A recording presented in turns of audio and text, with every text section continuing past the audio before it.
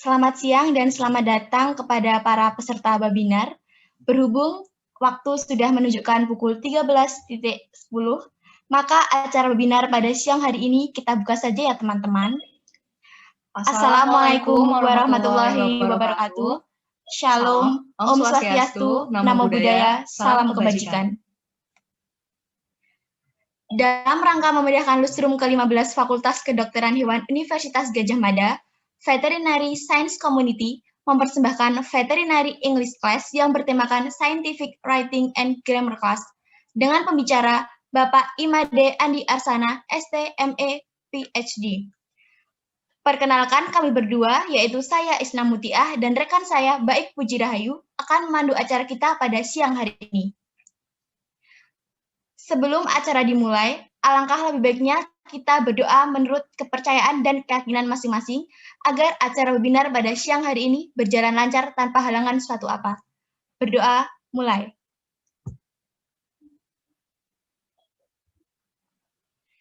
Tiada kata cukup untuk berdoa. Selanjutnya, kita mulai saja ya teman-teman. Kepada yang terhormat Dr. Hewan Erik Mahanugraha Setiawan, MSc, PhD, selaku pembina VSCF KUGM yang kami hormati. Lalu, Bapak Imade Andi Arsana, STME, PhD, selaku narasumber kita hari ini.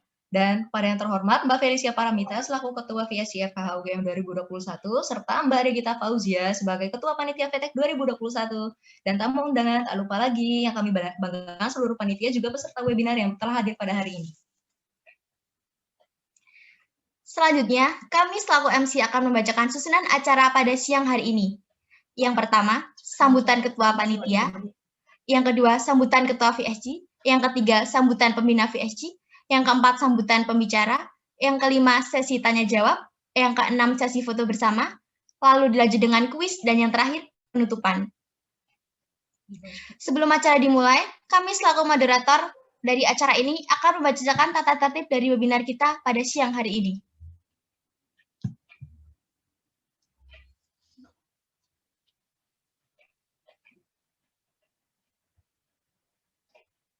Untuk tata tertib webinarnya pada hari ini, yang pertama, peserta webinar dihimbau untuk memasuki room meeting 15 menit sebelum acara dimulai. Kemudian, peserta webinar wajib mematikan mikrofon dan kamera selama acara berlangsung, dan kecuali jika dipersilakan untuk menyalakan mikrofon maupun kamera oleh moderator. Kemudian yang ketiga, peserta webinar yang ingin bertanya dapat mengirim pertanyaannya di kolom komentar dengan format nama, _ instansi, _ pertanyaan. Pertanyaan akan dibacakan oleh moderator saat sesi tanya-jawab berlangsung. Yang keempat, peserta mengisi form feedback pelaksanaan webinar yang akan dibagikan melalui kolom komentar pada akhir pelaksanaan webinar. Form ini dibagikan untuk sebagai presensi dan evaluasi. Lalu yang kelima, peserta yang mendapat e-sertifikat adalah peserta yang mengikuti rangkaian acara webinar dari awal hingga akhir dan mengisi form evaluasi dan presensi acara. Yang keenam, e-sertifikat akan dibagikan ke peserta melalui email. Yang ketujuh,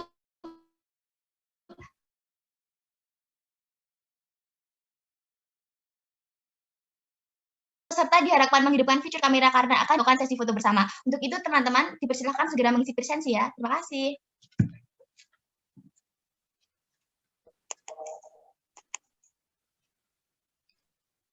Kemudian, pada webinar ini ternyata teman-teman ada kuisnya.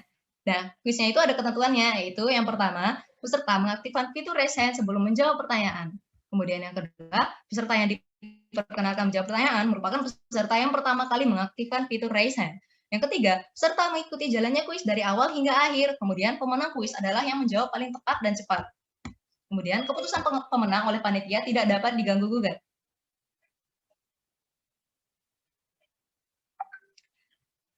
Selain ketentuan kuis, kita juga ada hak istimewa untuk VTEC 2021, di mana 2 penanya terbaik pada sesi tanya jawab akan mendapatkan hadiah.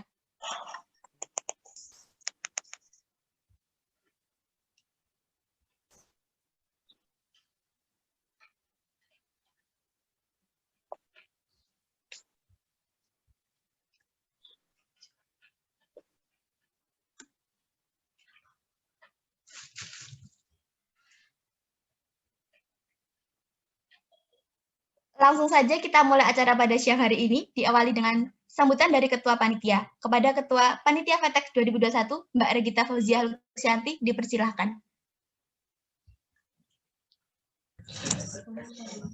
Assalamualaikum warahmatullahi wabarakatuh. Selamat siang semuanya. Selamat datang di Veterinary English Class pada siang hari ini. Perkenalkan, nama saya Regita Fauzia Luxianti, selaku Ketua Panitia dari Veterinary English Class. Yang terhormat Dr. Hewan Arif Mahanugraha Setiawan, MSc, PhD, sebagai Pembina Veterinary Science Community. Yang saya hormati Bapak Imade Arsana, STME, PhD, selaku pembicara pada kegiatan siang hari ini. Kepada kawan-kawan panitia yang saya cintai, serta yang kami hormati, para peserta Veterinary English Class yang berbahagia. Marilah kita panjatkan puji syukur kehadirat Tuhan Yang Maha Esa, atas nikmat dan karunia-Nya, kita semua dapat mengikuti acara webinar dengan sehat walafiat, tanpa kurang suatu apapun. Saya, selaku Ketua Panitia, mengucapkan terima kasih dan selamat datang kepada semua hadirin dan para peserta yang sudah berkenan hadir pada acara hari ini. Veterinary English Class 2021 kali ini bertema Scientific Writing dan Grammar Class. Semoga dengan diadakannya acara ini dapat menambah ilmu yang bermanfaat bagi kita semua. Dan semoga acara kali ini berlangsung dengan hikmat dan lancar. Demikian yang dapat saya sampaikan. Mohon maaf apabila ada salah dalam penyampaian kata. Terima kasih dan selamat berpuasa bagi yang menjalankan. Wassalamualaikum warahmatullahi wabarakatuh.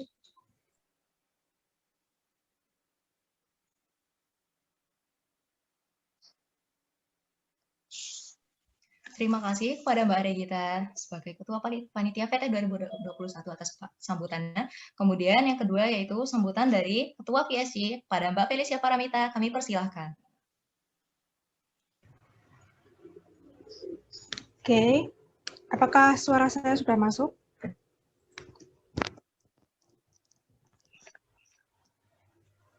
Sudah kan? Sudah, Mbak. Oke, terima kasih. Assalamualaikum warahmatullahi wabarakatuh. Salam sejahtera untuk kita semua. Shalom, Om Swastiastu, Namo Buddhaya. Orang nggak bisa ini kayaknya. Yang terhormat Dr. Hewan Arif Mahanugraha Setiawan, MSc, PhD. Kemarin nggak keluar ya dia. Nggak kerja dong deh. Kerja nggak deh?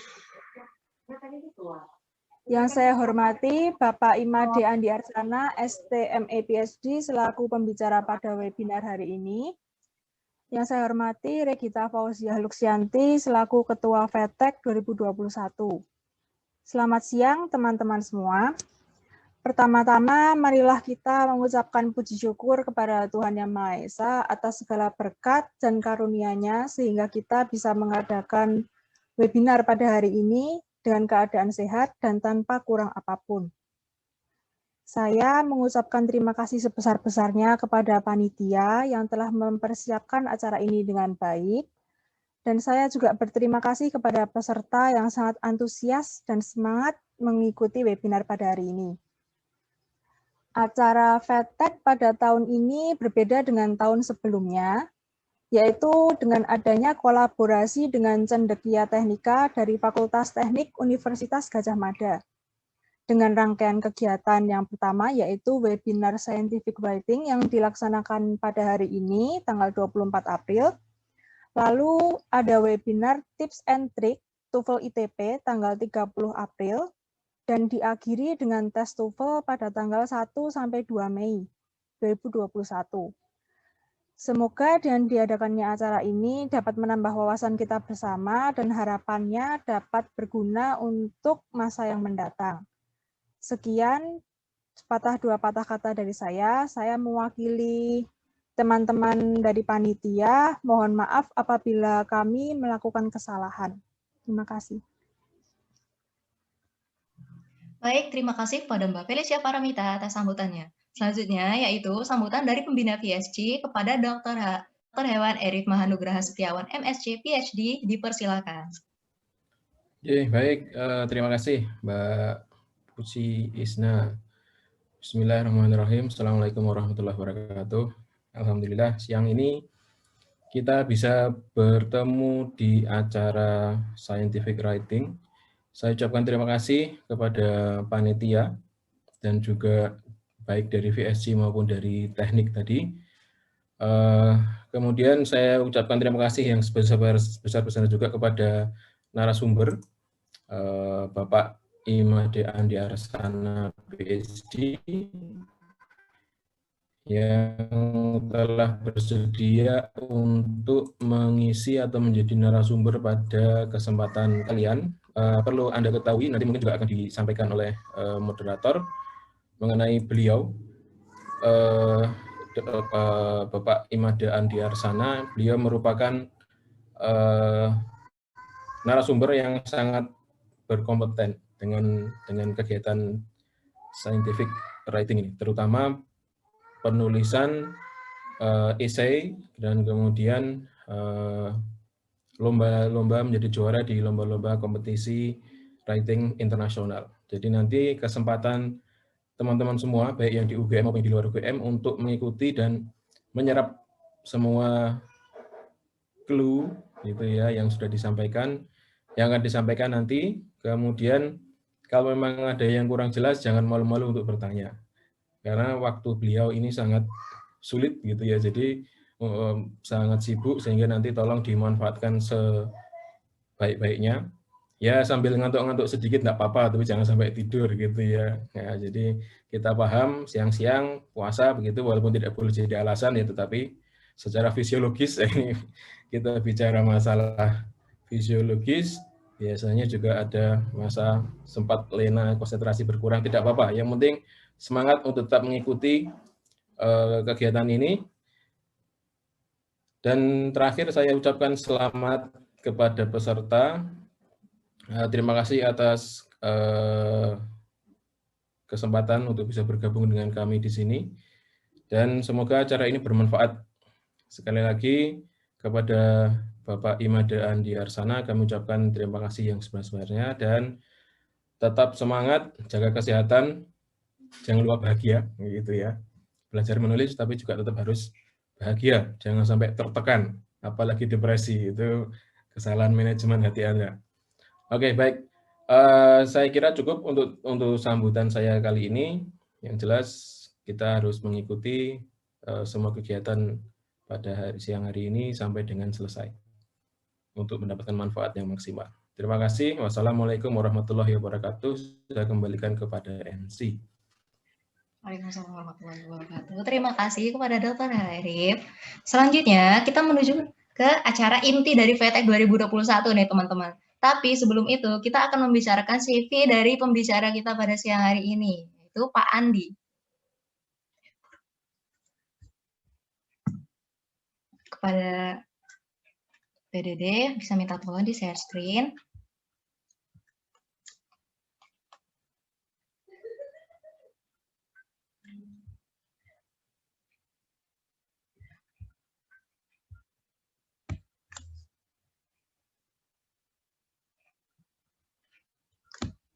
Mohon maaf ya teman-teman, sepertinya ada kendala sebentar dari PDD. Mohon ditunggu ya, terima kasih.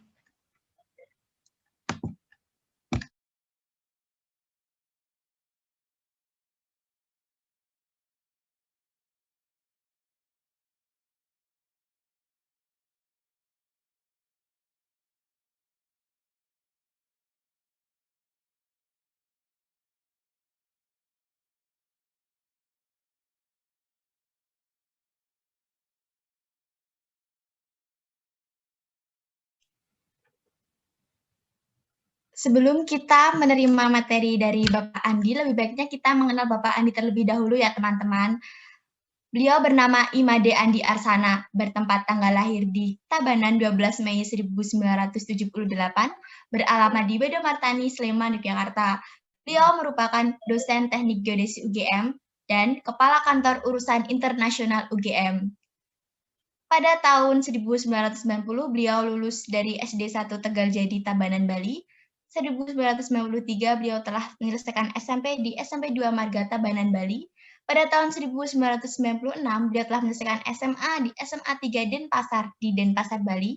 Dan pada tahun 2001 dia telah menyelesaikan S1 di Teknik Geodesi UGM. Pada tahun 2006 beliau telah menyelesaikan S2 di University of New South Wales, Australia. Dan pada tahun 2013, beliau telah menyelesaikan S3 di University of Wollongong, Australia. Beliau merupakan seorang dosen dan peneliti di Teknik Geodesi UGM yang telah menerbitkan 200 lebih karya tulis dan beberapa buku ilmiah dan populer.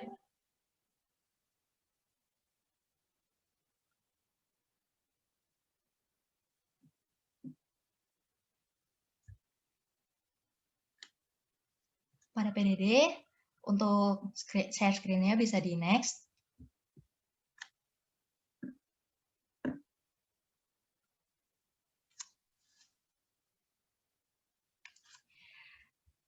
Pada bidang publikasi, beliau telah menerbitkan 2 buku di bidang aspek teknis dan hukum batas maritim, 7 buku populer, dan beberapa buku bersama yang terbit di Indonesia, Jerman, Belanda, Australia, Singapura, dan Amerika. Lebih dari 65 artikel di The Jakarta Post dan puluhan media massa lainnya. Dan beliau juga telah menerbitkan lebih dari 250 karya tulis seperti buku, jurnal, artikel koran, publikasi online, dan makalah presentasi, serta ratusan tulisan tentang beasiswa di madeandi.com. Untuk aktivitas ilmiah dan populernya, beliau pernah sebagai Steering Committee United Kingdom Indonesia Consortium on Interdisciplinary Science pada tahun 2020, kemudian sebagai tenaga ahli Satgas 115 Kementerian Kelautan dan Perikanan RI pada tahun 2020, dan tenaga ahli Kementerian Kelautan dan Perikanan RI pada tahun 2020, serta delegasi Sherpa Meeting High Level Panel for Sustainable Ocean Economy di New York pada tahun 2020.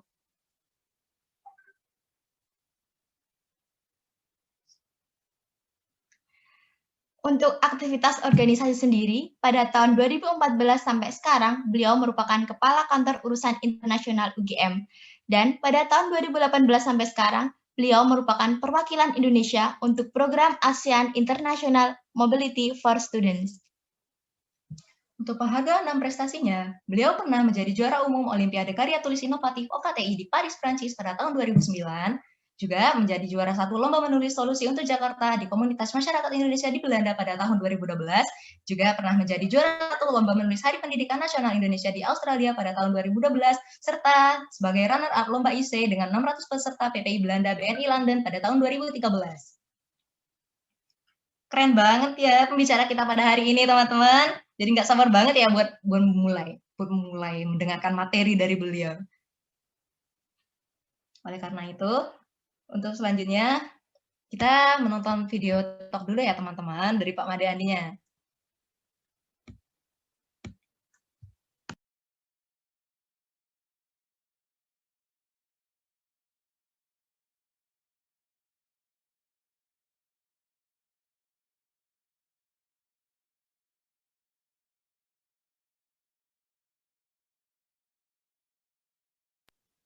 Kepada teman-teman, dimohon untuk menunggu sebentar ya. Terima kasih.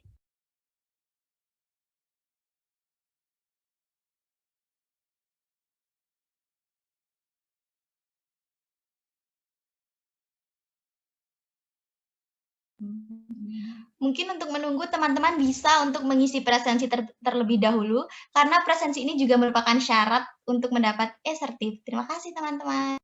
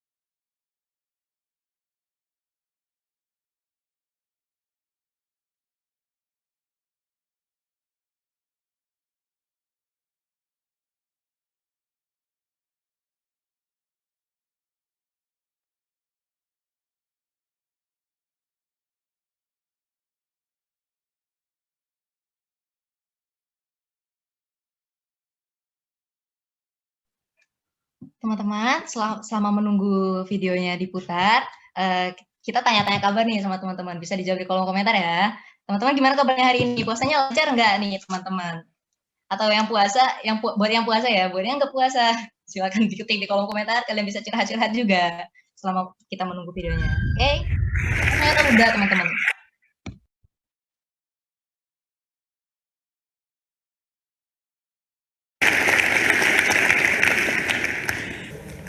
Hari ini saya tidak akan bicara soal K-pop. Saya akan bicara soal batas antara kamu dan aku. Cerita saya ini berawal dari tahun 1999, ketika saya mendapat kesempatan datang ke Pyongyang, Korea Utara. Korea Utara adalah negara pertama di luar Indonesia yang saya kunjungi. Kunjungan yang sangat berkesan, saya tidak akan pernah lupakan. Ketika saya berkunjung ke Korea Utara itu, saya di Korea Selatan, namanya Panmunjom, itu daerah demilitarisasi. Saya masih ingat sampai sekarang, ada gedung di situ, gedungnya 3, gedung itu 3, warnanya biru. Saya masih ingat itu adalah gedung yang tepat berdiri di perbatasan. Gedung itu dibelah oleh garis batas, seperti itu. Di dalam gedung, itu ada meja yang cukup kecil. Meja itu tepat di tengah gedung, dia juga mewakili garis batas. Di atas meja itu ada mikrofon yang kabelnya mewakili garis batas.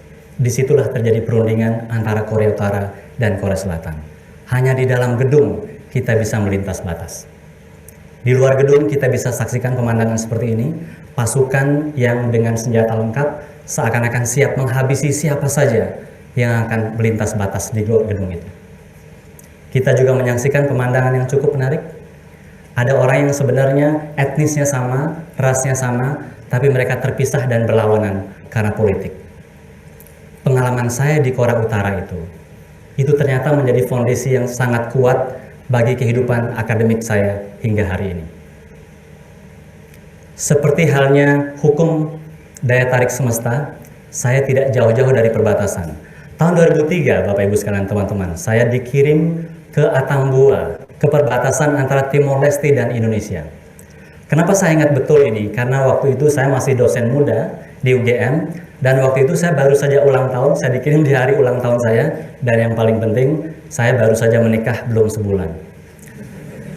Jadi, senior saya ini tega banget gitu ya. Saya tidak bohong karena istri saya ada di sini nih sekarang ini. Ya, biasanya seorang suami tidak akan bohong di depan istrinya, ya kan? Bohongnya di belakang istri biasanya.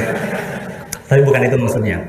Jadi, di situ saya dengan beberapa tim kemudian menelusuri perbatasan, di sungai-sungai, di lembah-lembah, di hutan, di perbukitan, dan di puncak-puncak gunung. Kami tidur di barak-barak tentara. Di situ saya melihat bagaimana kehidupan tentara, mereka harus menjaga perbatasan, dan mereka harus menghalangi orang untuk melintas batas. Padahal yang dihalangi ini sebenarnya orang-orang dari ras yang sama, dari etnis yang sama. Politik bisa memisahkan dua orang dari etnis yang sama. Tentara itu juga dipisahkan dari keluarganya. Tidak cuma beberapa hari, mungkin beberapa bulan, mungkin beberapa tahun. Saya masih ingat ketika saya tidur di barak-barak tentara, tentara itu menghibur dirinya dengan bacaan-bacaan kadaluarsa. Ada juga yang menghibur dirinya dengan bacaan-bacaan dewasa. Yang saya yakin itu tidak akan membuat hidup mereka lebih bahagia, tapi lebih menderita gitu ya. Tapi mereka tidak punya pilihan lain, karena hanya itu hiburan yang mereka bisa dapatkan. Di situ saya juga merasa untuk pertama kalinya bahwa ilmu saya, teknik geodesi, tentang koordinat yang sangat teknis, itu ternyata memiliki dimensi politis. Kalau Bapak Ibu lihat, ini adalah, oh ya, saya yang ini ya, bukan yang ini ya. Ini masih muda soal waktu, siapa tahu salah. Jadi di situ saya merasa bahwa titik ini yang saya rasa itu sangat teknis berhubungan dengan GPS itu ternyata punya dimensi politis. Bahwa titik koordinat yang saya tentukan oleh ilmu geodesi itu ternyata bisa menentukan apakah dua negara itu berperang atau berdamai.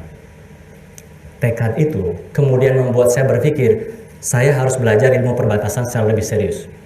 Tekad itu kemudian membawa saya hingga ke Australia ketika saya melakukan sekolah S2 di University of New South Wales di tahun 2004. Melanjutkan apa yang saya lakukan di Atambua, saya ingin mengkaji batas antar Timor Leste dengan Indonesia. Kali ini bukan batas darat, tapi batas laut. Kenapa batas laut? Karena dia unik. Batas laut itu penting, tetapi kita tidak bisa lihat wujudnya di lapangan. Itu menantang bagi saya. Hal pertama yang saya pelajari kemudian adalah bahwa batas itu adalah sesuatu yang harus kita dekati dengan multidisiplin. Ada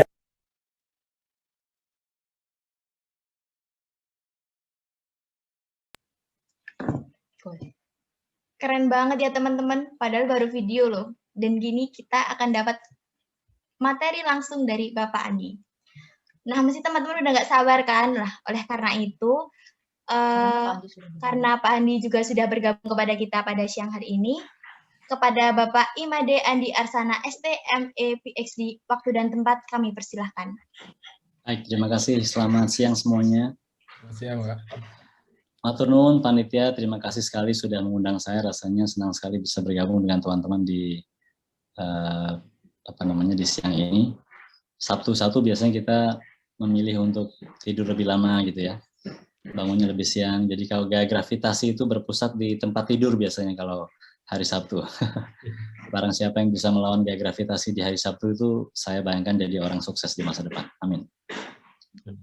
Oke, teman-teman sekalian, saya tadi udah sampaikan ke panitia, ada satu hal yang memang harus saya lakukan sebentar lagi. Jadi saya mohon izin untuk cukup singkat, nanti silahkan video yang tadi dilanjutkan lagi. Jadi saya mohon izin untuk nanti tidak bisa lama banget gitu, karena saya ada panggilan mendadak, tapi saya coba atur sedemikian rupa agar jangan sampai saya tidak bisa datang ke acara teman-teman. Jadi saya benar-benar atur waktu saya dengan sangat-sangat baik. Semoga teman-teman bisa mengerti ya. Saya tidak akan bisa membersamai teman-teman selama 2 jam, tapi mungkin sangat singkat begitu. Oke, saya akan tunjukkan dulu sekarang. Saya belum diizinkan untuk share ini ya, share screen ya. Tolong dibantu. Oke, belum juga.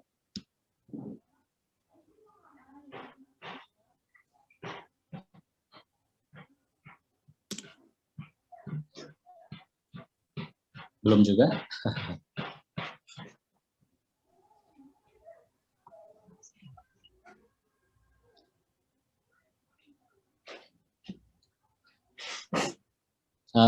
Saya ingin share sendiri. Harusnya saya nge-share ya.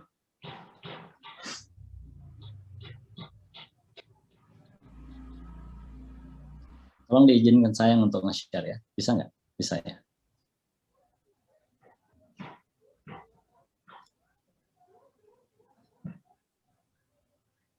Oke, kita coba ya. Iya, oke, thank you. Oke, semoga teman-teman sudah bisa melihat slide saya. Sudah bisa ya? Moderator bisa kasih jempolnya? Sudah terlihat. Sudah ya? Oke. Sudah. Scientific and popular, can they live together? Kita punya masalah selama ini. Kalau kita nulis ilmiah, kalau kita nulis ilmiah, itu kesannya nggak asik dibaca. Karena resmi. Mungkin ada yang merasa begitu juga ya. Jadi kalau masalah yang lain adalah, kalau kita menulis populer, itu kesannya nggak ilmiah. Mungkin ada yang merasa gitu. Jadi kalau kita tulisannya ilmiah, itu kaku, nggak menarik. Tapi kalau kita nulis populer, itu diragukan keilmiahannya. Nah, bisa nggak sih kita gabungkan kedua itu agar dia kawin? Gitu ya, kira-kira ya. Kalau Laskar Pelangi bilang mimpi adalah kunci, kita mengatakannya menulis adalah kunci, betul nggak ya? Ya kalau kita nggak menulis berarti kita nggak eksis gitu kan. Kenapa kita menulis? Karena ada pepatah ini, verba valens scripta manen, atau spoken words fly away, written words remain, atau ucapan itu terlupakan katanya, tulisan itu yang abadi. Ya, untuk membuat gagasan kita abadi, tulislah dia. Atau di Amerika dikenal pepatah publish or perish. Kalau kamu tidak publish, berarti kamu hilang, meninggal, mati, lenyap. Atau dalam bahasa lainnya adalah ini, if you don't publish, you don't exist. Nah, kalau orang-orang intelektual tidak mempublikasikan karyanya, dia berarti tidak ada, dianggap tidak ada. Nah, kita pasti mulai dari data ya teman-teman. Apapun bidang kita pasti mulai dari data. Data itu kita kumpulkan menjadi informasi. Informasi itu kita kumpulin menjadilah dia knowledge atau pengetahuan. Nah, pengetahuan ini kapan berguna bagi masyarakat? Kalau dia sudah menjadi kebijakan. Contoh nih misalnya dari kedokteran hewan gitu, kira-kira gitu ya, atau dari bidang-bidang lain. Mungkin kalau teman-teman punya pengetahuan itu berguna bagi diri sendiri.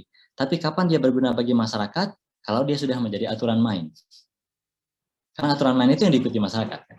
Karena mereka tidak ikut, masyarakat kita tidak ikut penelitian ilmiah. Gitu.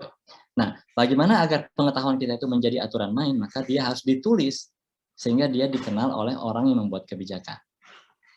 Itu intinya kenapa kita perlu menulis. Jadi, data dan informasi atau pengetahuan tidak akan berguna sebelum dia menjadi kebijakan. Nah, dalam rangka membuat dia menjadi kebijakan, maka kita harus menuliskannya agar orang yang membuat kebijakan bisa membaca dan bisa memahami. Nah, ada 3 hal penting yang kita selalu katakan kalau kita mau menulis itu. Originality, novelty, priority. Apa itu? Idenya harus orisinil. Ide kita sendiri bukan jiplak. Harus ada hal barunya. Dan kita harus memastikan kita yang publikasi duluan. Priority. Maksudnya gini, kalau ada 2 orang yang riset bareng nih, satunya udah menemukan sesuatu bulan April, tapi nggak publikasi, nggak ditulis. Yang satu lagi menemukan sesuatu bulan Juni, belakangan sebenarnya. Tapi segera ditulis dan segera dipublikasikan dalam bentuk tulisan. Maka yang dianggap menemukan adalah yang kedua, bukan yang pertama. Oke, itu priority itu penting. Berikutnya, kalau syarat jadi penulis itu apa sih? Kita harus menjadi seorang yang punya imajinasi meneliti. Apa itu artinya imajinasi peneliti? Pertama, kalau teman-teman melihat jalan rusak, ini sekedar ilustrasi saja. Kalau teman melihat jalan rusak, kalau teman-teman bukan seorang peneliti, mungkin mikirnya ke arah kiri. Gimana caranya biar jalan ini segera baik? Itu namanya pemikiran seorang eksekutif gitu ya. Mungkin lebih cocok jadi kepala desa, wali kota, bupati. Tapi kalau teman-teman mikirnya, kenapa ya jalan rusak? Atau apa yang sudah pernah dilakukan orang untuk mengetahui penyebab jalan rusak dan solusinya apa ya? Apa yang sudah pernah diteliti orang lain? Nah, itulah peneliti. Jadi yang dipikirin pertama pasti buku dan terbitan dan publikasinya tentang jalan rusak itu. Bukan bagaimana memperbaiki jalan rusak itu.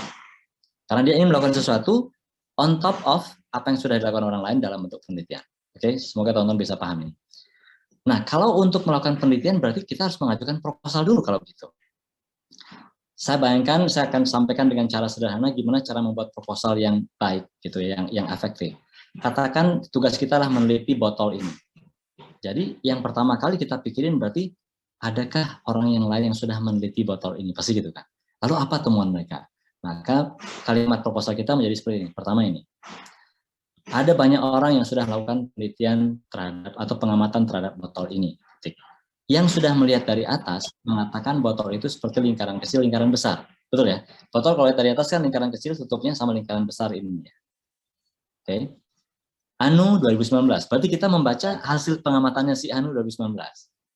Yang kedua, sebagian lain sudah melihat botol ini dari samping dan mengatakan botol ini mirip kita. Dia 2020. Berarti kita telah melihat hasil pengamatan orang lain dan kita paham itu. Setelah itu baru kita bisa bilang, meski demikian, tidak satupun dari mereka yang melihat botol ini dari bawah. Ini sangat penting untuk merekonstruksi botol jika pecah dan harus dibuat ulang. Jadi setelah kita tahu apa yang sudah dilakukan orang lain, kita jadi bisa mengatakan apa yang belum dilakukan orang lain gitu. Nah, karena kita tahu apa yang belum dilakukan orang lain, maka kita bisa mengatakan yang terakhir ini. Maka penelitian yang diajukan ini akan mengamati botol tersebut dari bawah. Semoga teman-teman paham nih maksudnya nih. Jadi yang hijau itu adalah existing apa yang sudah dilakukan orang lain, sehingga kita jadi tahu apa yang belum dilakukan orang lain atau gap-nya yang merah itu, dan jadi kita bisa mengusulkan apa yang belum dilakukan orang lain itu menjadi apa yang baru, yaitu usulan penelitian. Jadi mau S1, mau S2, mau S3, mau S16, harus begini nih cara menyampaikannya gitu. Ya, harus benar-benar sejelas ini dan sesederhana ini. Orang kadang-kadang mikir gini, kok ribet banget ya kayaknya ya, gitu kan. Gimana caranya kita meneliti sesuatu yang benar-benar baru. Nah, sekarang saya kasih ilustrasi aja. Di sini pasti banyak yang sudah pernah nonton film Spider-Man. Bisa nggak angkat tangan yang sudah nonton atau kasih tepuk tangan atau kasih reaction gitu? Pasti ya, pasti ada yang sudah pernah lebih dari 2 kali kan, ngaku aja lah gitu ya. Tanya sekarang, kenapa kita sampai nonton Spider-Man lebih dari 2 kali? Padahal yang namanya film Spider-Man itu pasti tentang seorang pemuda bernama Peter Parker, tinggal di Queens, New York, ya kan? Dia anak sekolahan, naksir Mary Jane tapi nggak berani bilang karena malu, digigit laba-laba jadi Spider-Man. Betul nggak kisahnya seperti itu? Itu mulai tahun 70-an sejak saya tahu sampai sekarang sama kisahnya. Tapi kenapa kita harus nonton lagi dan lagi? Ya kan? Pasti digigit laba-laba kan? Nggak mungkin digigit kalajengking gitu. Pernah nggak yang lihat? Nggak pernah kan ya? Pasti digigit laba-laba, makanya namanya man, bukan kalajengking man gitu. Nah, artinya kita sekarang berarti dapat satu ilmu dari situ. Oh, kita jadi suka nonton itu karena menurut kita tuh baru. Ya kan? Barunya apa? Perspektifnya baru. Perspektif kisahnya yang baru, padahal backbone kisahnya atau tulang punggung kisahnya sama. Nah, penelitian juga seperti itu, teman-teman sekalian. Pernah kan merasakan ada skripsi yang kayaknya mirip ya dengan itu, tapi ternyata tetap beda karena sudut pandangnya beda. Betul? Jadi jangan terlalu bingung mikirin harus baru banget, tapi harus memiliki sudut pandang baru. Karena pada dasarnya, the real voyage of discovery consists not in seeking new landscapes, but in having new eyes, katanya. Jadi penemuan sejati itu bukan soal menemukan barang baru atau benda baru, tapi memiliki mata baru atau sudut pandang baru. Ingat tadi tentang botol itu? Botolnya kan sama-sama botol yang sama yang di atas meja. Tapi ada yang lihat dari atas, ada yang lihat dari samping, ada yang lihat dari bawah. Paham ya sampai sini ya? Nah, berikutnya, sekarang bagaimana mengekspresikan itu dalam tulisan, ini yang paling penting mungkin terakhir saya sampaikan. Ketika kita sudah memahami bagaimana topik itu, lalu apa yang sudah dilakukan orang lain, bagaimana mengekspresikannya kemudian dalam tulisan. Itu harus kita wujudkan. Ini contoh nih ya, cara menulis sesuatu yang kita sudah teliti dengan baik. Pertama, yang harus kita katakan adalah apa yang sudah dilakukan orang lain. Ingat tadi, misalnya gini contohnya.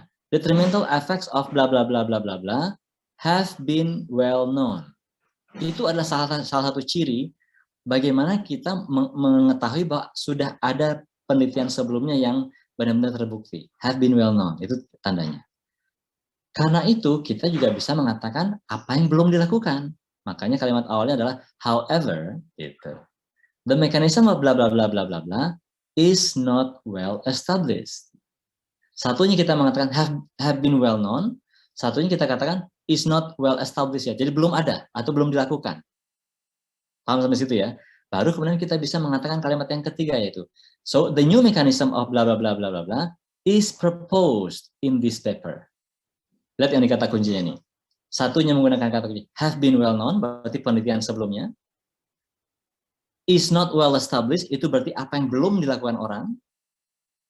Lalu berikutnya, is proposed in this paper, berarti inilah yang kami usulkan sebagai bentuk penelitian baru. Oke, kata kunci 3 itu, semoga aman. Dalam bahasa Indonesia misalnya, kalau teman-teman, walaupun ini bahasa Inggris ya sebenarnya temanya, tapi saya kira ini penting juga untuk dilihat.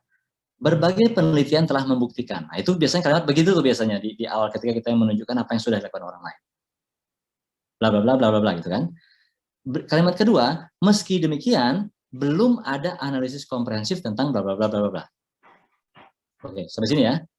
Titik. Baru setelah itu makalah ini akan menyajikan analisis komprehensif. Jadi karena yang analisis komprehensif yang belum ada, maka makalah ini menyajikan analisis komprehensif. Berarti ada hal baru ditawarkan. Sampai situ oke? Contoh satu lagi saya boleh bilang. Sudah dilakukan kajian, nah gitu, bla bla bla. Nah, ini dilengkapi dengan mengutip sumber-sumber segala macam gitu ya. Sampai titik ini. Berikutnya, akan tetapi tidak satu pun dari kajian tersebut yang dadada. Oke, sampai titik sini 90 ini. Maka kalimat ketiganya, makalah ini menjadikan analisis ini bla bla bla bla bla bla. Oke, apa yang sudah ada, apa yang belum ada, apa yang diusulkan. Selalu begitu polanya.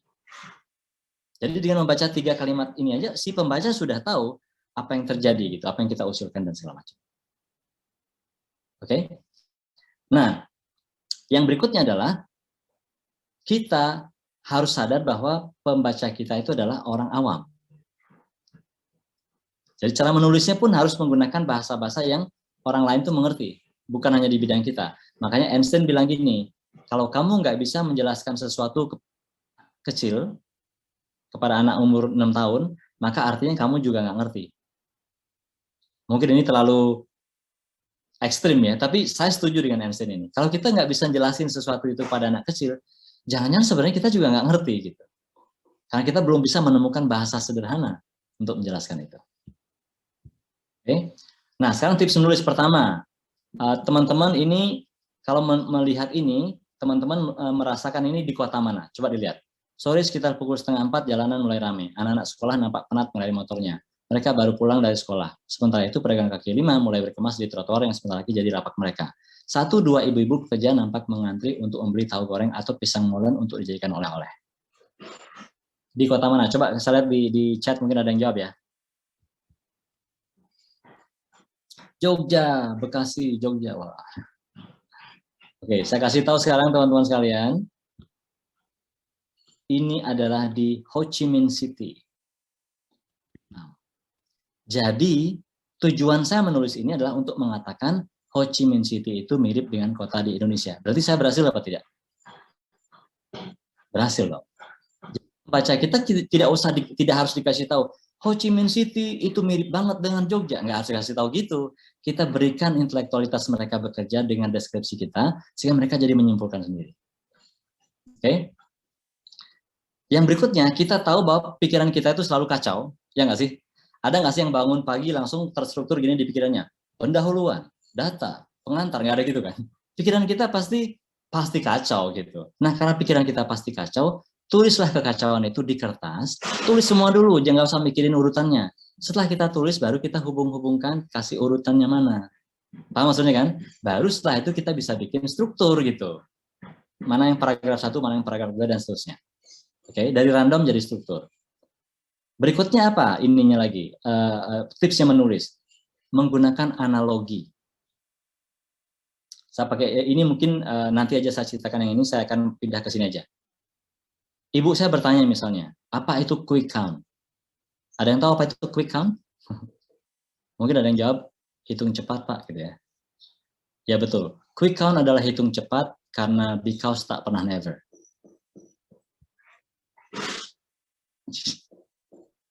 Betul nggak?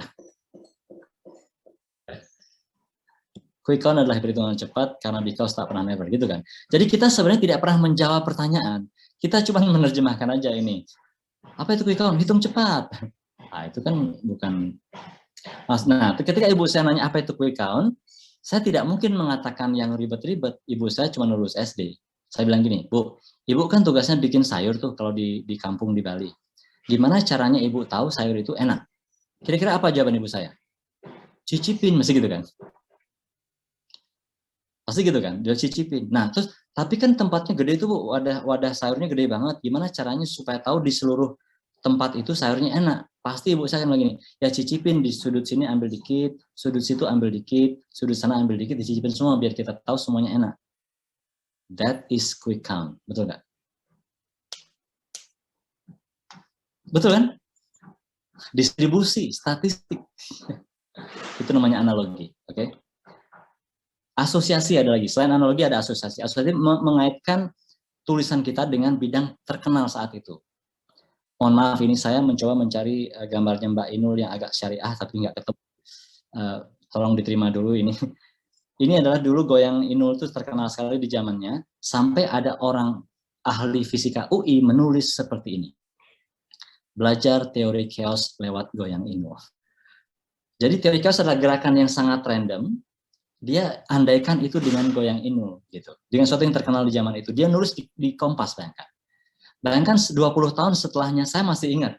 Itu kan artinya pikiran saya nancep pada, saya nggak tahu ya, pada teori chaosnya apa pada goyang Inulnya gitu. Pokoknya intinya itu saya jadi ingat terus gitu. Karena dia mengasosiasikan sesuatu yang rumit kepada sesuatu yang umum saat itu. Semoga teman-teman paham maksudnya. Mengaitkan bidang kita dengan bidang yang umum. Oke. Lisan vs tulisan. Kita kadang-kadang masalah ini. Kita menulis tapi menggunakan seperti bahasa lisan. Contoh yang kiri. Dia setiap selesai merapikan kursi selalu bikin kacau lagi. Ini sebenarnya bahasa lisan. Dia setiap saya selesai merapikan kursi selalu bikin kacau lagi. Paham kan kalau gituin? Tapi kalau tadi tanpa nada, kita jadi maksudnya apa sih nulisnya? Paham maksud saya? Jadi kita sering menuliskan apa yang mau kita omongkan. Dan tanpa tanda tanya yang benar, itu jadi nggak bermakna. Nah, maka diubahlah dia menjadi seperti kanan ini. Setiap saya selesai merapikan kursi, dia selalu bikin kacau lagi. Lihat bedanya? Yang kanan adalah bahasa tulis, yang kiri adalah bahasa lisan. Kecelakaan yang sering kita lakukan adalah menuliskan bahasa lisan. Oke, teman-teman sekalian, Kalau kita bicara tata bahasa ini udah umum ini, tapi selalu perlu disampaikan terus ya. SPO, ingat ya. Subjek, predikat, objeknya apa, kalimat pendek tapi utuh, jangan kepanjangan, kata depan dan ada di depan tuh nggak boleh. Dipisah, disambung, you know, that kind of thing yang kecil-kecil begitu, kita kadang-kadang luput juga gitu. Dan yang paling penting, jangan mikir harus nulis semuanya. Itu bahaya yang kita seorang peneliti yang kita tahu segalanya, kita mau tulis semuanya sehingga malah jadi jelimet. Pengalaman saya menulis buku ada beberapa. Kemudian saya juga menulis di Jakarta Post. Saya juga menulis di sosial media. Mungkin ada teman-teman tahu, ada yang tidak tahu. Saya di TikTok juga sekarang misalnya. Tapi ini 19,8K ini bulan lalu ya. Sekarang udah lumayan lah, 50.000 gitu. Tapi kan nggak penting lah itu. Anyway, kita harus menjadi tukang edit bagi diri kita sendiri. Alright, tukang edit diri sendiri itu artinya begini. Kita harus bisa menulis, lalu membaca dan menemukan kesalahan kita sendiri. Pasti teman-teman sering begitu, tapi nggak ketemu kesalahannya, ya nggak sih? Udah berkali-kali membaca ulang, tapi nggak ketemu kesalahannya. Tahu nggak kenapa? Karena teman-teman tidak membaca tulisan, tapi membaca maksud. Namanya membaca tulisan sendiri, yang kita baca itu maksud kita yang kita baca. Ya kalau sudah membaca maksud, pasti nggak pernah salah. Kan? Pasti selalu benar gitu. Maka caranya adalah tinggalkan dulu tulisan kita barang 3 hari, 4 hari, 5 hari, seminggu, baru kemudian baca lagi, seperti membaca tulisan orang lain, maka kita jadi tahu kesalahan. Tapi masalahnya adalah, teman-teman menyelesaikan tulisan 5 menit sebelum submit. Masalahnya gitu. Ya nggak sih? Kan 5 menit sebelum ngumpul tugas tuh biasanya baru selesai makalahnya, masalahnya. Jadi nggak sempat meriksa, ya nggak sih? Ya, atau salah ya, bukan 5 menit ya? Oh, berapa? Ya, 1 menit, oke, 1 menit, nggak apa-apa. Oke, terus jadi teman-teman ini yang terakhir ini, tulisan yang baik itu adalah apa? Yang selesai. Ada yang merasa ketampar nggak dengan ini kadang-kadang? Banyak banget idenya, nggak selesai tulisannya, gitu. Nggak pernah selesai.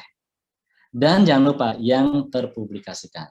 Siap. Saya kira begitu saja penyampaian saya hari ini. Mudah-mudahan teman-teman dapat satu insight, banyak waktu untuk hari ini. Mudah-mudahan teman-teman dapat satu semacam gangguan lah dalam pikirannya sehingga kemudian menjadikan ini sebagai satu inspirasi untuk belajar terus.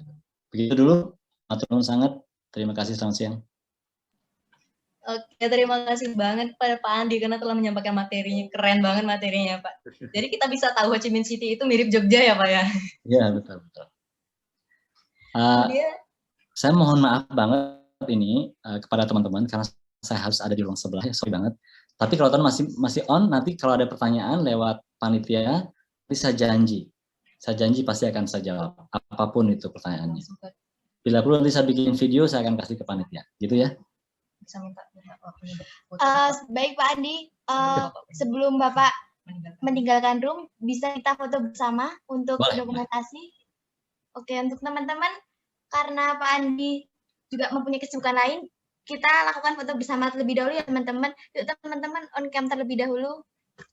Ayo on cam, teman-teman.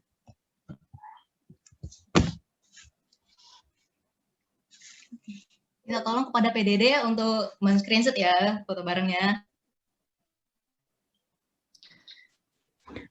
Saya izin masuk. Saya akan men-screenshot dalam hitungan 3. Dimohon untuk peserta menyalakan kameranya. Rekaman pertama. 1. Ya, bentar. Belum. 1, 2, 3.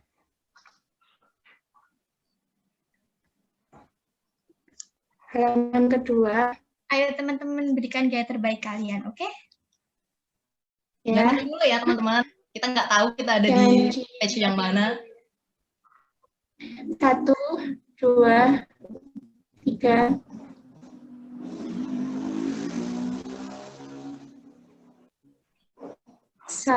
Halaman ketiga.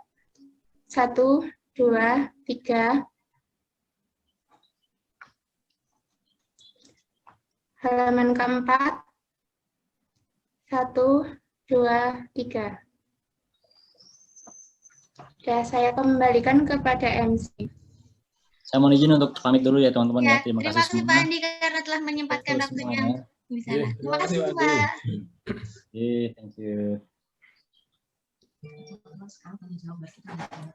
Oke teman-teman, karena Pak Andi juga waktunya cukup singkat, jadi untuk sesi tanya jawab mungkin bisa diberikan di kolom chat dan nanti akan jawab Andi melalui Instagramnya Pak Andi. Nanti Instagramnya Pak Andi kita cantumin di kolom chat ya teman-teman. Jadi teman-teman nanti yang pertanyaannya belum terjawab di sini akan jawab Pak Andi di Instagram. Jadi nanti teman-teman yang bertanya bisa banget habis selesai webinar atau nanti malam cek Instagram Pak Andi untuk melihat jawaban beliau. Oke, teman-teman yang mau bertanya silakan dengan format nama _ instansi _ pertanyaan. Bisa langsung di kolom komentar ya teman-teman. Kita tungguin ya teman-teman.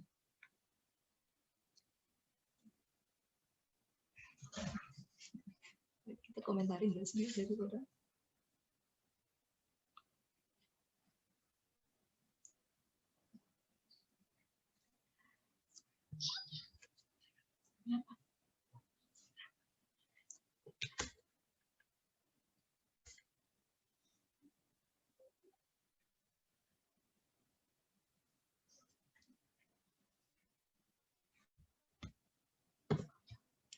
Oke, untuk pertanyaan kita batasi sampai pukul 14.05 ya teman-teman. Jadi teman-teman yang ingin bertanya silakan bertanya.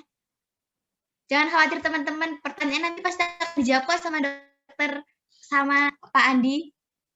Terpantau masih baru 1 pertanyaan ya dari Dokter Erif. Ayo teman-teman tambah lagi pertanyaannya, lumayan ilmu teman-teman. Kita masih nunggu ya, nanti kita sampaikan ke Pak Andinya biar pertanyaan teman-teman dijawab di Instagramnya. Wih, udah ada 1. Ayo guys, ayo teman-teman yang lain tambah lagi pertanyaannya. Ini udah ada dari Canta. Oke, sambil menunggu pertanyaan mungkin kita bisa lanjut melihat video dari Bapak Pak Andi. Andi. Ayo kita nonton lagi guys. Ada aspek hukum di situ yang harus kita perhatikan. Ada ilmu teknis di situ yang merupakan bidang saya. Keduanya kemudian berkolaborasi membentuk apa yang kita sebut sebagai solusi politis. Karena pada dasarnya batas adalah keputusan politik. Saya juga kemudian belajar bahwa Indonesia ternyata memiliki 10 tetangga. Ada yang tahu di sini? India, Thailand, Malaysia, Singapura, Vietnam, Filipina, Palau, Papua New Guinea, Australia, dan Timor Leste. Dan Indonesia juga sudah menetapkan batas dengan berbagai Ibu bisa lihat di situ. Yang cukup menarik mungkin ini, di sini ada garis batas ini antara Indonesia dengan sebuah pulau bernama Christmas Island. Kenapa kita perlu menetapkan batas dengan Christmas Island? Karena Christmas Island itu milik Australia. Jadi cukup menarik ini. Dekat sekali dengan Jawa dan jauh sekali dengan Australia, tapi milik Australia. Apa kesimpulannya?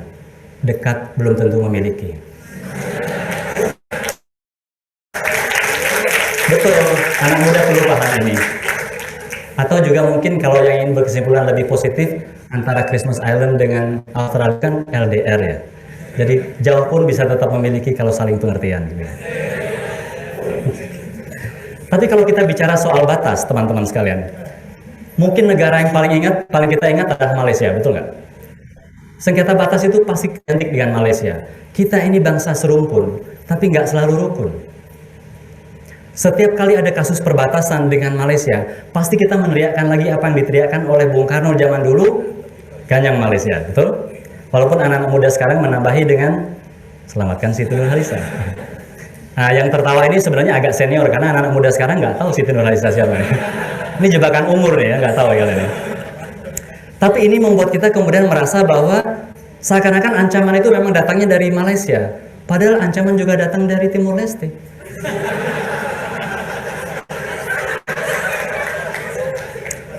Yang tidak tertawa pasti nggak pernah nonton infotainment. Tapi gini, it sounds like a joke. Tapi maksud saya adalah kalau kita salah memahami dunia perbatasan, kita bisa salah merespon. Kita kaitkan hal-hal yang tidak terkait dengan isu tersebut. Tapi khusus dengan Malaysia, memang kita punya urus Indonesia dengan Malaysia sebenarnya sudah menetapkan batas tahun 69, garis yang merah itu. Tapi batas yang kita tetapkan di tahun itu adalah batas dasar laut saja, bukan batas air laut. Saya ulangi ya, dasar lautnya saja yang dibagi, bukan air lautnya. Begitu kedua negara kemudian perlu menetapkan batas air laut, Indonesia mengusulkan garis yang kuning itu. Bisa lihat ya teman-teman ya. Jadi garisnya berbeda dengan garis yang merah ini. Kenapa berbeda? Karena memang batas air laut itu hukumnya berbeda dengan batas dasar laut. Selain itu Indonesia merasa yang kuning itu adalah garis yang adil antara kedua negara. Kenapa? Karena dia ada di antara garis tengah antara garis batasnya, garis pangkalnya Indonesia dengan garis pangkal Malaysia. Jadi yang ini garis pangkal Indonesia, ini garis pangkal Malaysia. Sehingga kemudian yang terjadi adalah, jadi ruangan itu adalah ruang yang diklaim oleh kedua belah pihak, oleh Indonesia maupun oleh Malaysia. Sehingga kemudian Indonesia mengirimkan patrolinya ke situ, Malaysia pun mengirimkan nelayannya ke situ. Karena mereka sama-sama merasa memiliki.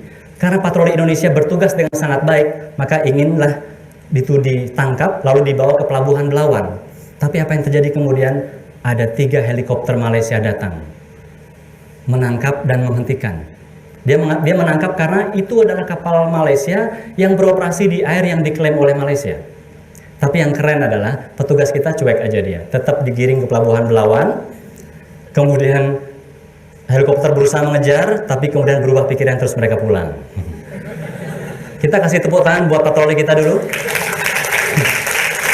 Tepuk tangannya seakan yang kejadiannya hari ini gitu. Kita kasih semangat. Apakah Malaysia takut? Mungkin itu yang kita baca di media sosial. Yang terjadi sebenarnya adalah Malaysia paham betul dia nggak bisa lewat yang hijau ini, karena itu adalah laut teritorial. Jadi Malaysia sebenarnya cerdas, walaupun kecerdasan kadang nampak sebagai ketakutan gitu ya. Jadi kalau kita lihat 3 dimensinya seperti ini, teman-teman sekalian, Bapak Ibu sekalian. Kita sudah menetapkan batas di dasar laut tahun 69, lalu Indonesia mengusulkan batasnya di situ untuk air lautnya. Sedangkan Malaysia menginginkan batas yang sama di situ. Akibatnya ada ruang di situ yang merupakan klaim kedua belah pihak. Sehingga kalau ke situ ada nelayan Malaysia, kita akan bilang dia melanggar. Sebaliknya kalau nelayan kita ke situ juga akan ditangkap oleh Malaysia. Yang seru adalah kalau petugasnya ketemu begini. Nah, seru. Kita akan bilang Anda memasuki perairan kami. Tentu saja petugas Malaysia akan kopas saja kalimatnya, tapi dengan logat Ipin Upin mungkin ya. Pak Cik yang masuk ke perairan saya atau apalah gitu ya. Saya nggak tahu. Tapi intinya adalah di sini betapa pentingnya kemudian kita melengkapi patroli kita dengan peralatan yang canggih. Alat utama sistem senjata menjadi penting dalam hal ini. Pertanyaan sekarang, apa iya ada satu situasi di mana batas dasar lautnya berbeda dengan batas air lautnya? Jawabannya adalah bisa. Kita bahkan sudah melakukannya dengan Australia. Tahun 72 kita menetapkan batas yang membagi dasar laut. Tahun 97 kita menyepakati batas yang membagi air laut. Dan itu berbeda tempatnya. Akibatnya apa? Di ruangan tersebut, dasar lautnya punya Australia, air lautnya punya Indonesia. Oke, saya ulangi, agak membingungkan memang. Dasar lautnya punya Australia, air laut di atasnya punya Indonesia. Dampaknya apa nih? Dampaknya adalah, nah itu. Nah, ikannya itu kalau punya paspor Indonesia itu dia itu. Tapi ini Prof, ini bukan pegawai negeri ya Prof ya, paspor hijau soalnya. Kita tahu bahwa migasnya itu punya Australia, betul? Yang mungkin Bapak Ibu teman-teman kurang paham adalah teripangnya atau sea cucumber itu ternyata punya Australia. Kenapa? Karena ketika dia hidupnya siap panen, dia menempel di dasar laut. Karena dasar lautnya punya Australia, maka teripangnya pun Australia. Bayangkan kalau nelayan kita kemudian datang ke situ, nangkap ikan, nggak saja nangkap teripang, melanggar hukum internasional ya. Apalagi nelayan kita nggak pernah ikut TEDx UGM gitu.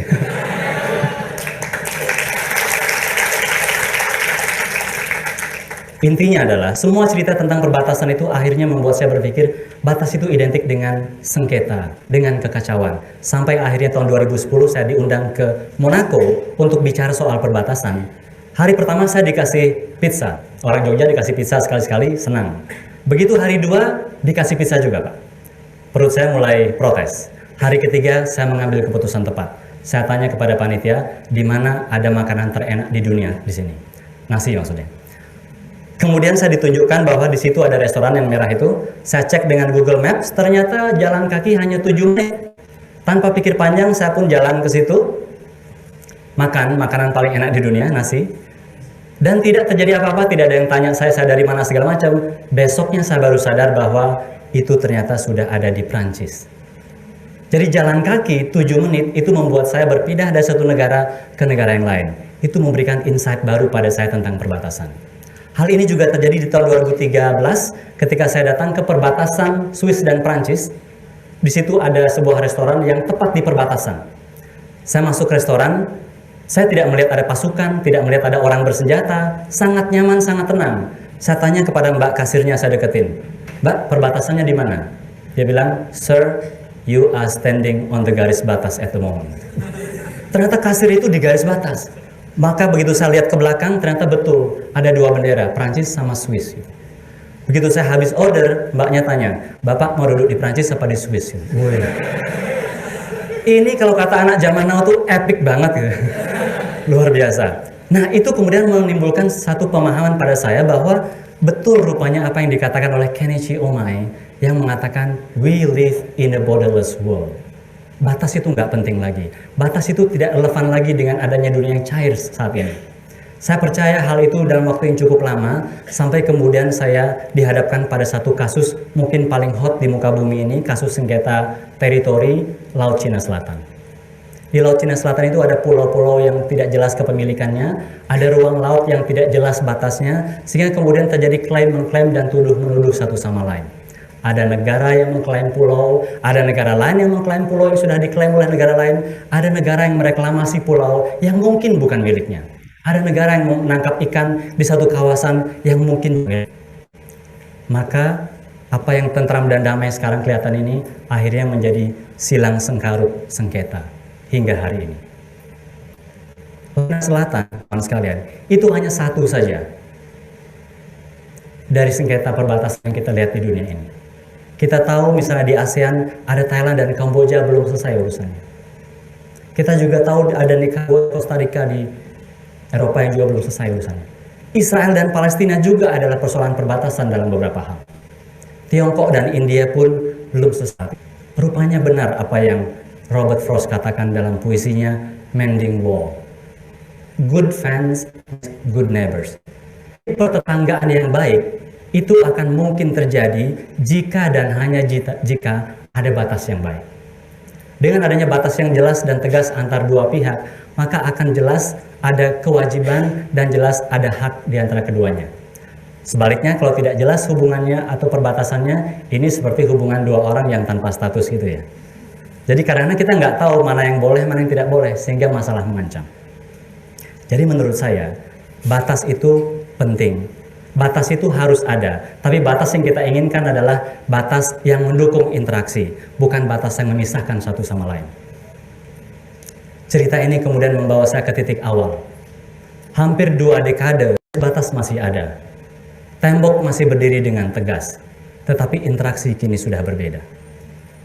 Di garis batas yang memisahkan dua negara itu selama puluhan tahun, presidennya baru saja beberapa waktu yang lalu bertemu dan berjabat tangan. Demikianlah seharusnya garis batas. Garis batas seharusnya permeable. Karena kita, teman-teman, tidak lagi hidup di dunia yang penuh kompetisi, tapi kolaborasi. Terima kasih.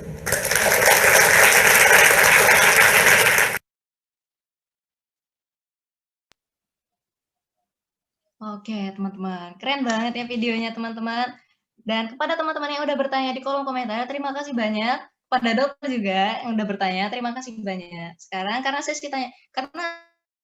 sesi penyampaian materi udah kita lalui, terus kita juga udah foto-foto bersama, kita juga udah tanya jawab. Sekarang waktunya kita kuis nih, teman-teman.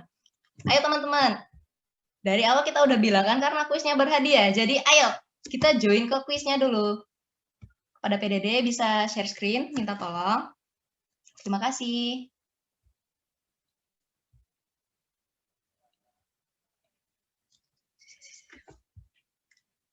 kepada teman-teman yang udah bertanya, nanti jangan lupa ya buat ngecek jawabannya di Instagram @madeandi. Karena eman-eman ya teman-teman udah nanya, ternyata lupa buat ngecek jawaban. Jadi penasaran teman-teman sama pertanyaannya.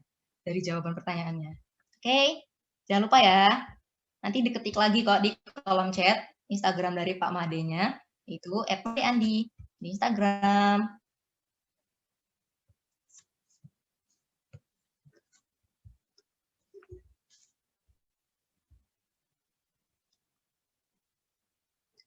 Karena videonya sudah selesai, maka sesi tanya jawabnya saya tutup ya. Terima kasih teman-teman udah bertanya.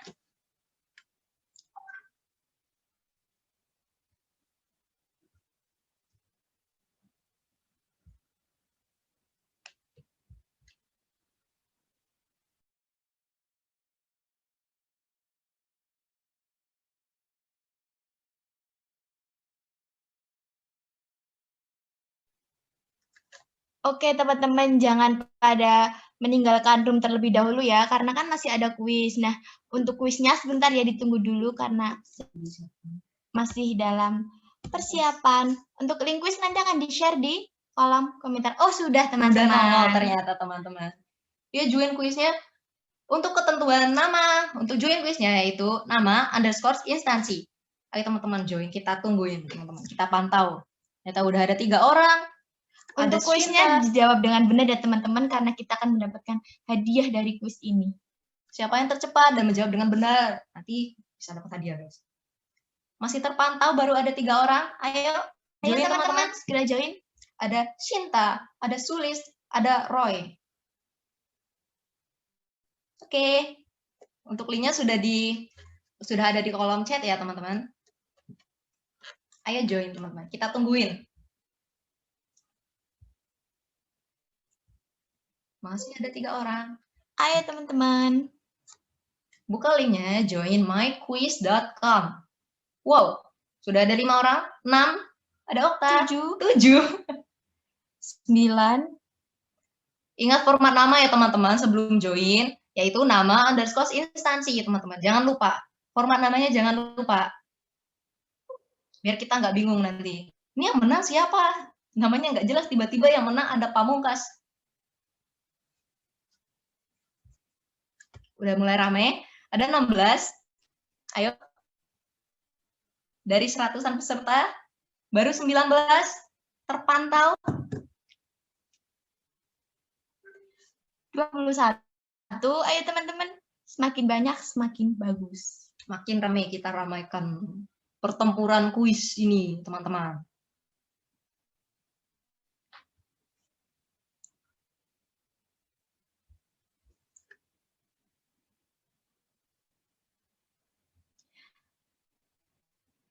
Sudah 41.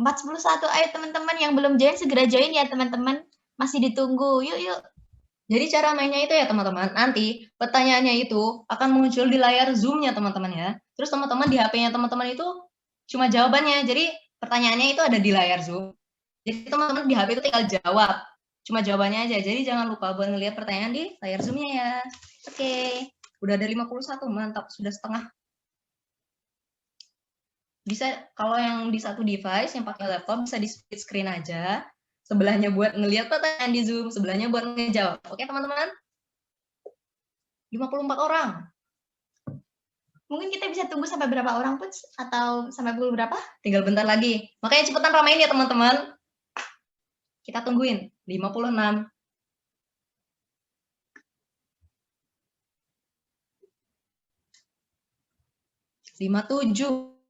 Ada Rafika _Viasi. Ada Galuh. Ada OI. Itu siapa itu OI? Instansi mana? Anak mana ya? Udah 59. Ada Lala. Ada Shofi _UGM. Ada Canta _UGM. Ada Pratiwi UPNP Jatim. Ada dia _UGM.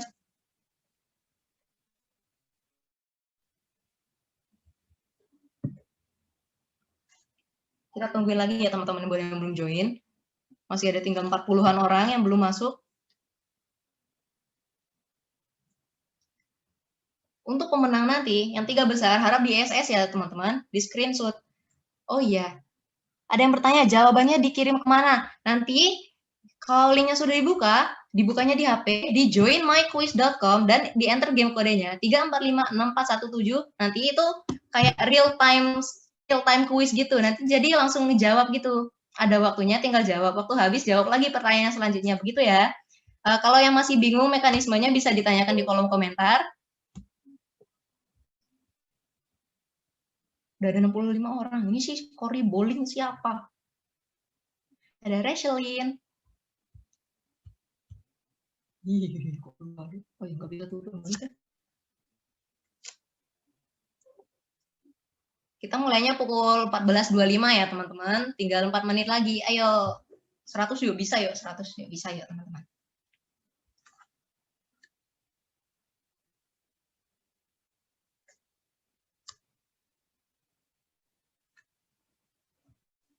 Varian dari KSHK UGM 66 orang.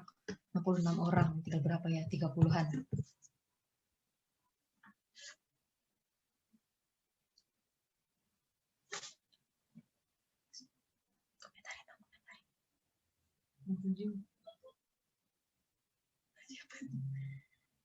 Ada Mac. Instansi dari mana ini Mac? Diingatkan lagi kepada teman-teman yang mengikuti kuis, format kuisnya yaitu, format nama di dalam kuisnya, nama underscore instansi ya, biar kita tahu kalian dari mana. Jadi kita nggak bingung buat nyari pesertanya, siapa pemenangnya nanti.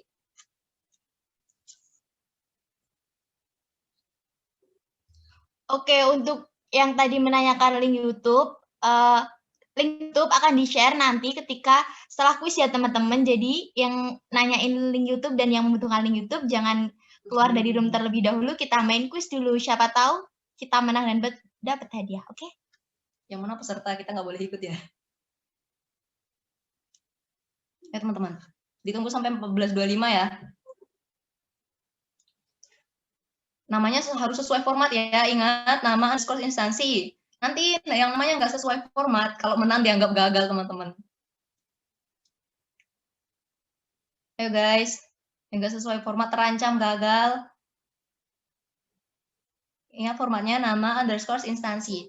Udah ada 71 orang. You guys.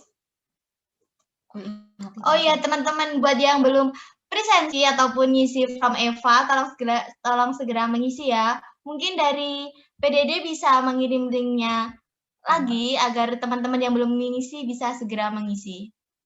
Buat teman-teman yang belum sesuai format nama, bisa keluar dulu dari Quizizz, nanti rejoin, masuk lagi, dan ganti namanya sesuai format, nama underscore instansi ya teman-teman. Ayo, udah ada 72 orang, bisa keluar ganti nama dulu, masuk lagi teman-teman. Masih 2 menit teman-teman. Mungkin tunggu. bisa untuk rename nama terlebih dahulu. Terima kasih pada Dr. Erif yang sudah bersedia hadir pada webinar kita hari ini. Terima kasih banyak dokter telah hadir, telah menyempatkan waktunya untuk menghadiri acara webinar pada siang hari ini. Terima kasih. Udah ada 74, beberapa namanya udah sesuai ya, tapi banyak yang belum teman-teman. Bisa keluar lagi, kita tunggu 1 menit lagi, bisa keluar ganti nama teman-teman. Kita mulai pukul 14.25 ya.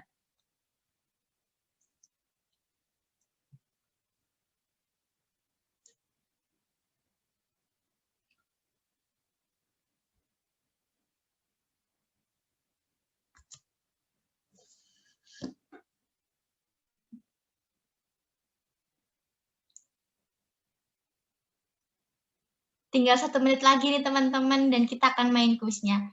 Jawab dengan benar ya teman-teman, karena yang menang akan dapat hadiah. Oke? Oke. Udah hampir 80 orang, kurang 20-an orang lagi.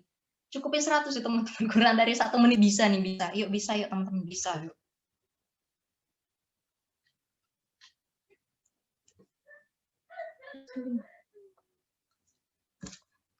Oke, udah ada 80 orang peserta dan waktu udah menunjukkan pukul 14.25. Kita langsung mulai aja ya teman-teman. Yuk gas, ada 81 orang. Bisa dimulai aja. Ayo teman-teman. 3, 2, 1. Jangan lupa lihat soalnya di Zoom ya. Ayo teman-teman, langsung jawab. Dalam pembuatan struktur di paragraf 1 memuat hal tentang, waktunya cepet banget teman-teman, langsung jawab ya.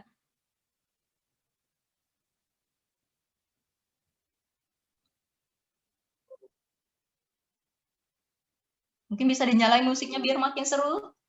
Makasih PDD. Oke, pertanyaan pertama. Kita lihat siapa yang menjawab dengan benar dan tercepat. Ayo kita lihat.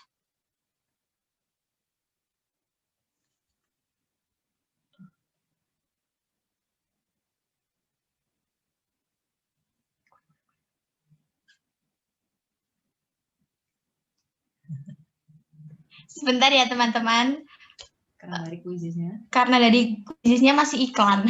Oke, jadi teman-teman mohon untuk ditunggu sebentar.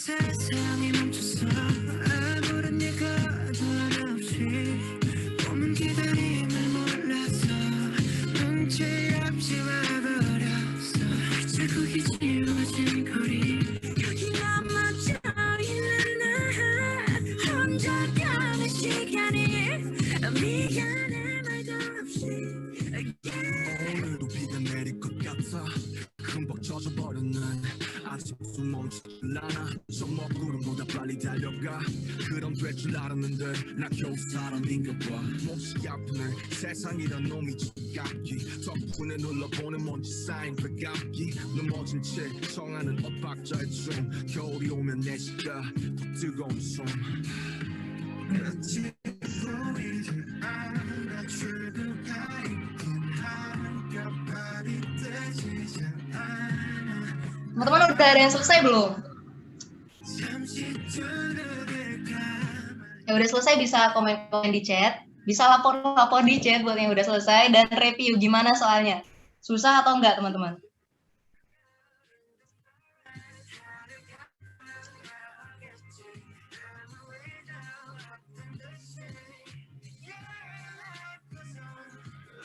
Udah ada beberapa yang selesai. Ada yang bilang susah.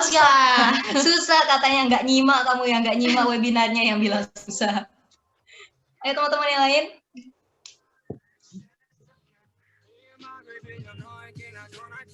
Ada yang raise hand kenapa ya? Oke, siapa itu pemenangnya? Oke, kita lihat leaderboard. Iya, nggak lihat. Di urutan ketiga ada Franciscus dari mana ya? Ada skos mana itu? PDD kekecilan PDD.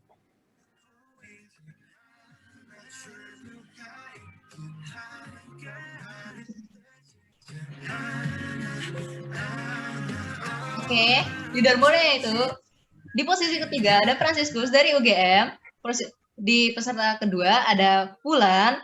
Terus yang nomor 1 ternyata ada Ratna dari UGM. Teman-teman. Congrats ya, makasih, selamat telah menyimak webinar dengan baik. Buat teman-teman yang lain nggak usah minder ya kalau belum dapat jadi juaranya. Buat teman-teman yang masuk 3 besar mendapatkan hadiah dari panitia. Yeay, dapat hadiah dari panitia. Hore. Makasih ya. Oke, untuk peserta Wulan, jangan lupa di SS ya teman-teman. Untuk peserta Wulan melakukan resen. Mungkin ada yang ingin ditanyakan? Ya. Bisa langsung diketik di kolom komentar.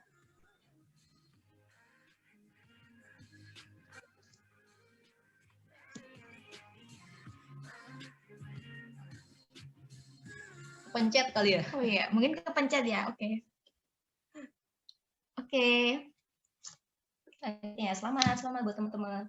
Yang belum dapat juara, yang belum dapat hadiah, nggak usah minder teman-teman. Kita masih ada webinar ke depannya yang berhadiah. Jadi tetap ikutin kita ya. Oke, setelah ini, makasih teman-teman udah mengikuti kuis dengan baik, udah berpartisipasi juga. Makasih banyak semuanya. Buat yang kesulitan, lain kali mencoba materinya disimak dengan baik ya teman-teman. Dan jangan lupa untuk link presensi dan link evaluasinya diisi, udah dipaste di kolom chat di situ juga. Selanjutnya kalau gitu.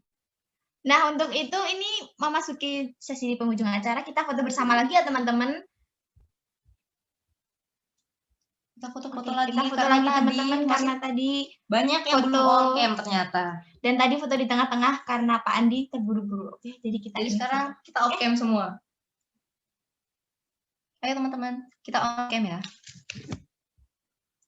Kita foto-foto dulu. Jangan lupa, linknya ada 2 ya, jangan lupa ada link presensi sama link evaluasi. Itu dua-duanya diisi. Kalau nggak diisi dua-duanya, nanti nggak dapat sertif, teman-teman. Jadi harus diisi dua-duanya biar dapat sertif. Lumayan eman-eman, teman-teman, sertifnya. Ayo, terpantau udah banyak yang on-cam. Baru 1 page yang on-cam, teman-teman. 3 page, ayo teman-teman on-cam kita foto-foto, guys. Kita mengabadikan momen ya.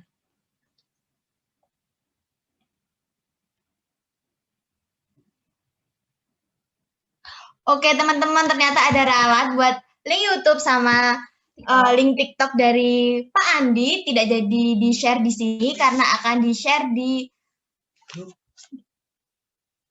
IG VSC yaitu @VSC_FKHUGM. Mungkin untuk Instagramnya panitia bisa menuliskan di kolom chat @VSC_FKHUGM.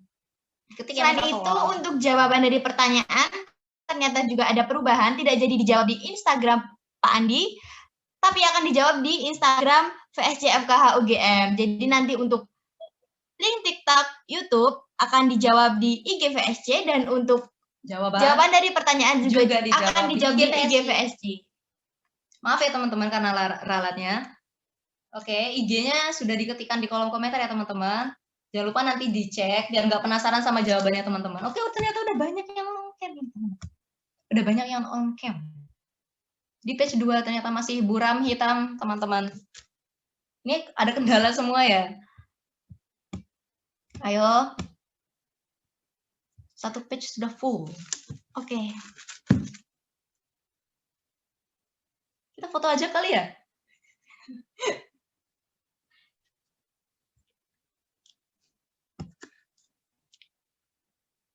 Diingatkan lagi buat presensi ya teman-teman, jangan sampai lupa presensi sama evaluasi ada 2 link, dua-duanya diisi biar dapat sertif ya teman-teman. Untuk media apabila sudah siap mungkin bisa dimulai untuk foto bersamanya.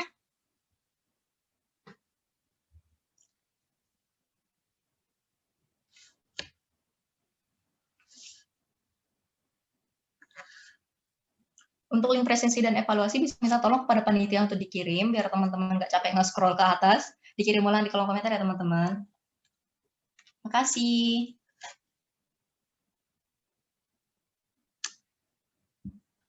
Yuk guys, kita senyum teman-teman.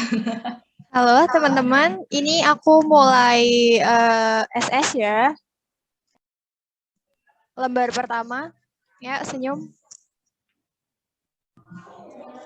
1, 2.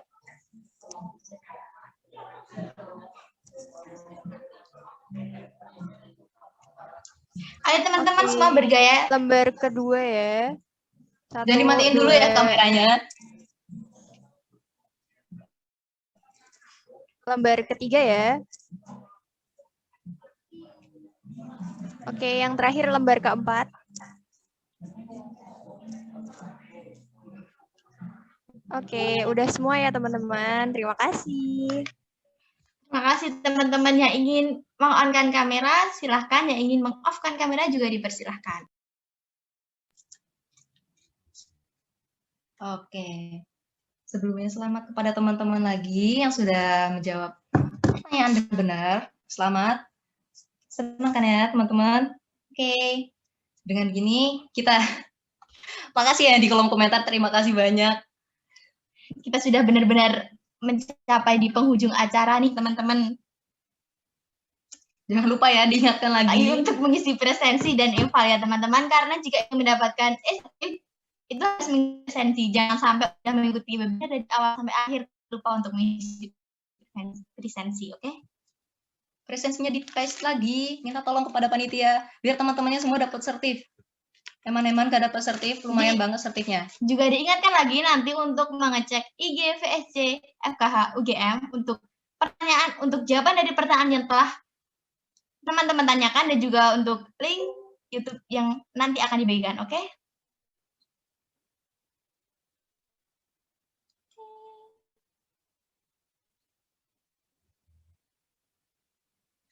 Oke, teman-teman. Untuk link evaluasinya ternyata yang ngisi masih sedikit ya teman-teman. Harap diisi untuk link evaluasi. Karena kalau nggak ngisi link evaluasi teman-teman diingatkan lagi. Nanti nggak dapat sertif teman-teman. Masih dikit banget loh. Untuk cara mengisi form evaluasinya, kita masih banyak yang bingung ya untuk form evaluasinya. Sebentar ya. Saya akan kasih tutorial.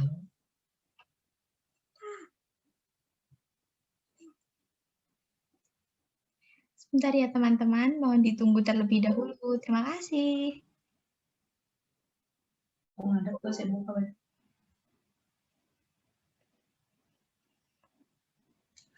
Oke.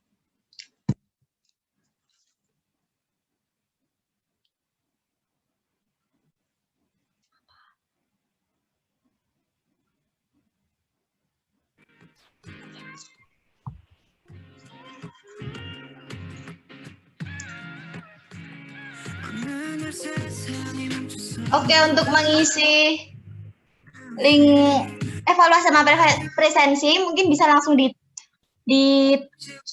Share screen. Mungkin bisa langsung diklik linknya dan langsung diisi kolom-kolomnya teman-teman. Untuk penutupan link evaluasi dan presensi kita tutup pukul 14.40. Jadi masih lama. Masih 3 menit lagi teman-teman, 3 menit masih lagi. sempat untuk mengisi link presensi dan evaluasi.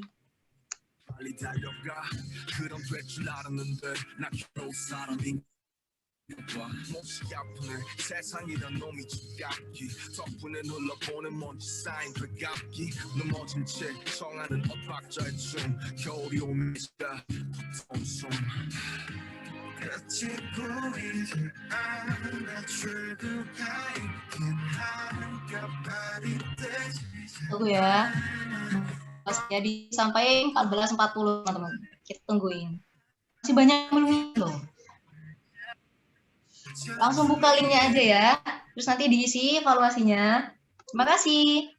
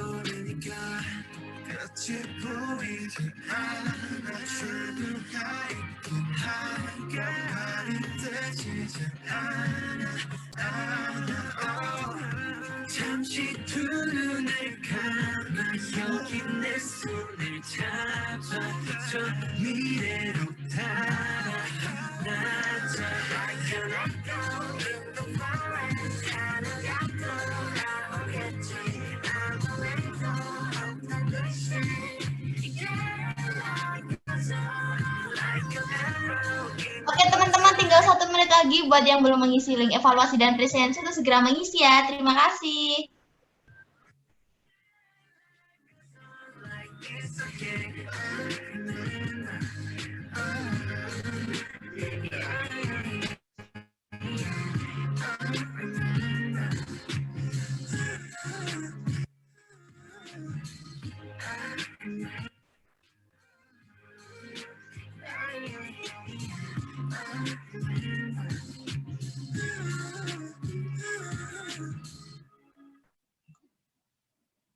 Oke, karena waktu sudah menunjukkan pukul 14.40, link evaluasi dan presensi sudah ditutup ya teman-teman.